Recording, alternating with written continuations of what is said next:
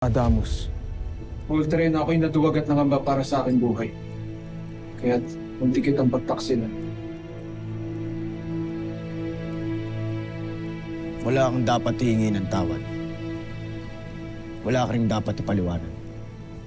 Ang ipinagtataka ko lang ay ano ang sinabi ng iyong ina kay Mitena para ipahinto ang laban. Hindi ko rin batid, Sangre Adamus. Sangre? Huwag mo akong matawag na sangre. Sapagkat parehas lamang tayo ngayong aliping laruan ni Mitena. Hindi maaaring tayo ay paglaruan at gamitin na lamang ni Mitena. Enkantado laban sa enkantado. Para lamang sa ikagagalak nila? Pasneya!